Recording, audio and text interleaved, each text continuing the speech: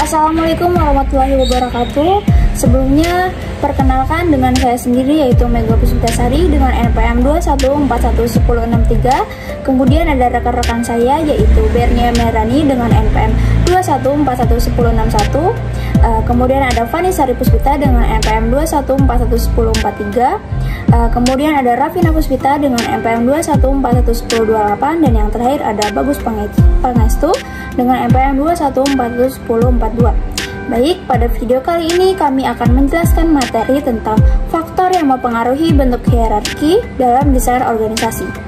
Sebagaimana video ini kami buat untuk memenuhi tugas mata kuliah desain organisasi dengan dosen pengampu Miss Larasati Ahluwalia SMSC. Langsung saja, pada saat ini saya sendiri yang akan menjelaskan yaitu tentang definisi hierarki organisasi. Jadi, apa sih yang dimaksud dengan hierarki organisasi? Hierarki organisasi adalah urutan anggota berdasarkan wewenang mengacu pada peringkat dari karyawan tingkat pemula hingga manajer senior ataupun eksekutif. Hierarki organisasi biasanya terdiri dari berbagai tingkatan, dan anggota dengan otoritas lebih besar menduduki posisi lebih tinggi. Hampir setiap organisasi terdapat hierarki yang mendefinisikan peran dan wewenang kerja. Hierarki organisasi dapat mempengaruhi komunikasi, produktivitas, dan keberhasilan proyek dengan mempelajari hierarki organisasi. Hal ini pun dapat memperoleh wawasan tentang struktur organisasi dan mengembangkan ide untuk perubahan struktur kapanpun diperlukan. Kemudian pada slide selanjutnya yaitu contoh anggota hierarki pada organisasi. Selain karyawan, hierarki ini juga ada Chief Executive Officer atau CEO. Yang dimaksud adalah eksekutif puncak dalam sebuah organisasi yang membimbing dan mengarahkan organisasi untuk memastikan pertumbuhan, profitabilitas, dan perkembangan. Kemudian ada Chief Operating Officer atau CEO, biasanya merupakan eksekutif tertinggi kedua yang mengkoordinasikan aktivitas untuk memastikan organisasi beroperasi secara eksekutif dan tetap produktif. Kemudian ada Chief Financial Officer atau CFO. Biasanya CFO ini mengkoordinasikan semua aktivitas keuangan dalam suatu organisasi dan dapat merekomendasikan peluang keuangan, misalnya seperti investasi. Kemudian ada direktur. Direktur ini biasanya mengawasi departemen dan memastikan manajer departemen seperti manajer keuangan, penjualan, dan pemasaran. Biasanya hal ini menerapkan kebijakan terbaik untuk memastikan produktivitas.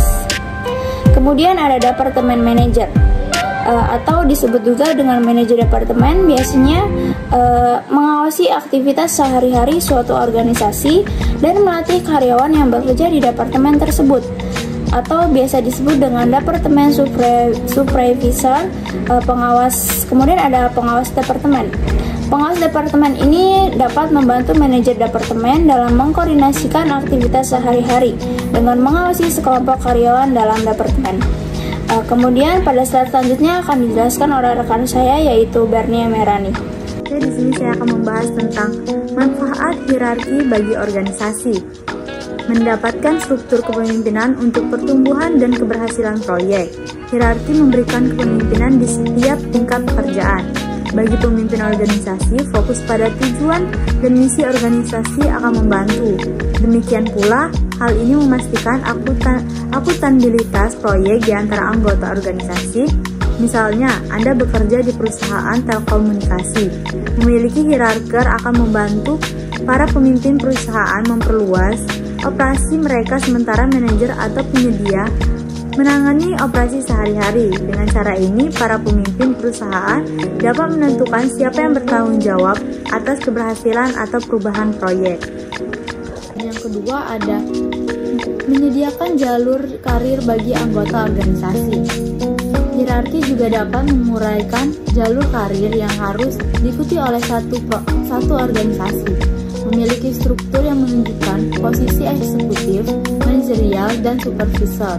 Dapat membantu Anda mengevaluasi tujuan karir Anda dan langkah apa yang harus diambil untuk mencapai tingkat hierarki yang Anda inginkan. Misalnya, hierarki anggota organisasi nirlaba dapat memberitahu karyawan tingkat pemula bahwa mereka perlu mendapatkan pengalaman pengawasan atau manajerial sebelum menjadi eksekutif. Para eksekutif dan manajer juga menggunakan untuk memotivasi karyawan yang menunjukkan potensi manajerial dan pengawasan untuk bekerja pada tingkat produktivitas yang lebih tinggi. Dan yang ketiga ada membantu komunikasi.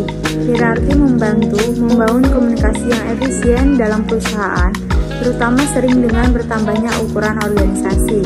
Misalnya memiliki hierarki dapat membantu menyebarkan informasi yang eksekutif hingga karyawan tingkat pemula.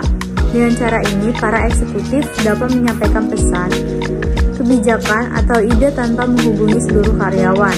Demikian pula hierarki memastikan karyawan tingkat pemula dapat mengungkapkan kekhawatiran atau ide mereka tanpa harus menemui semua manajer atau eksekutif jika mereka melaporkan kepada seorang pemimpin. Selanjutnya ada membantu karyawan memahami struktur organisasi. Hierarki yang terdefinisi dengan baik juga membantu karyawan memahami organisasi yang lebih baik. Misalnya, mengetahui hierarki dapat membantu mereka mengidentifikasi siapa yang harus dihubungi untuk menjadwalkan pertemuan penyesuaian konflik, mengetahui lebih lanjut tentang promosi, atau mendiskusikan ide bisnis. Hal ini juga dapat membantu karyawan mengetahui dari siapa mereka harus menerima bimbingan dalam suatu organisasi. Baik, di sini saya akan menjelaskan mengenai jenis hierarki dalam suatu organisasi. Jenis hierarki organisasi yang umum untuk menentukan opsi terbaik bagi suatu perusahaan adalah: yang pertama, hierarki tradisional. Hierarki organisasi tradisional memiliki individu di puncak struktur perusahaan. Di perusahaan, hierarki ini dimulai dari CEO, diikuti oleh yang lainnya. Dengan hierarki ini, komunikasi biasanya terjadi antara tingkat pekerjaan di atas dan di bawah posisi. Hierarki ini dapat membantu memahami tujuan dalam suatu organisasi dan berkontribusi terhadap keberhasilannya. Kemudian, hierarki fungsional. Hierarki fungsional berfokus pada peran kerja dalam organisasi yang dikelompokkan berdasarkan fungsi karyawan. Setiap departemen memiliki direktur dan manajernya yang melaporkan kepada eksekusi yang sama. Hierarki fungsional dapat memiliki jumlah posisi manajemen dan kepemimpinan yang berbeda-beda, bergantung pada ukuran perusahaan. Kemudian, hierarki divisi. Hierarki divisi adalah struktur yang melibatkan pengelompokan organisasi berdasarkan lokasi geografis, produk, atau pasar sasaran. Misalnya, sebuah perusahaan mungkin memiliki divisi produk yang dirancang untuk anak-anak dan satu divisi untuk remaja. Dengan hierarki ini, setiap divisi memiliki struktur pelaporan serta departemen dan sumber daya yang unik. Kemudian, hierarki horizontal. Hierarki horizontal memiliki sedikit tingkat manajemen menengah antara karyawan dan eksekutif. Ini adalah sistem yang biasanya digunakan untuk para eksekutif untuk memulai sebuah organisasi. Dengan hierarki ini, manajer dan supervisor memiliki lebih banyak tanggung jawab karena semakin banyak karyawan yang melapor kepada mereka. Kemudian, hierarki horizontal membantu memberikan dampak lebih besar pada perusahaan. Ini juga membantu mengekspresikan ide-ide dengan orang lain, mengembangkan keterampilan, dan mendapatkan lebih banyak pengalaman dengan mengambil tanggung jawab tambahan kapanpun diperlukan. Selanjutnya, hierarki berbasis tim. Hierarki berbasis tim adalah hal umum dalam organisasi yang mengelompokkan karyawan dengan berbagai spesialisasi dan latar belakang. Alih-alih untuk memiliki bagian seperti departemen, penjualan, atau sumber daya manusia, organisasi beroperasi dalam tim. Hierarki berbasis tim dapat meningkatkan komunikasi antara karyawan yang seharusnya terjadi antara departemen. Ini juga berguna untuk berpikir kreatif tentang ide-ide atau menangani proyek-proyek khusus. Kemudian, hierarki matriks. Hierarki matriks umum terjadi dalam organisasi tempat karyawan dari departemen mengerjakan suatu proyek. Dengan hierarki matriks dapat melaporkan ke lebih dari satu penyedia atau pemimpin. Kemudian, hierarki jaringan. Hierarki jaringan adalah struktur di mana suatu organisasi memiliki karyawan internal dan eksternal. Karyawan eksternal bekerja untuk suatu organisasi, tetapi tidak secara formal masuk dalam daftar gaji.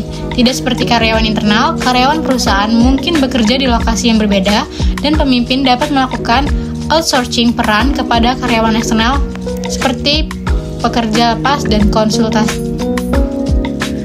Itu yang dapat saya sampaikan mengenai jenis-jenis hierarki. Baik, selanjutnya saya akan membahas tentang faktor-faktor yang mempengaruhi hierarki. Yang pertama, horizontal diferensiasi adalah sebuah organisasi yang dibagi menjadi subunit memiliki hierarki yang berbeda, bukan hanya satu, sehingga setiap fungsi tahu divisi memiliki hierarki sendiri. Diferensiasi horizontal adalah cara utama organisasi mempertahankan kontrol atas karyawan tanpa meningkatkan jumlah tingkat hierarki. Selanjutnya, sentralisasi.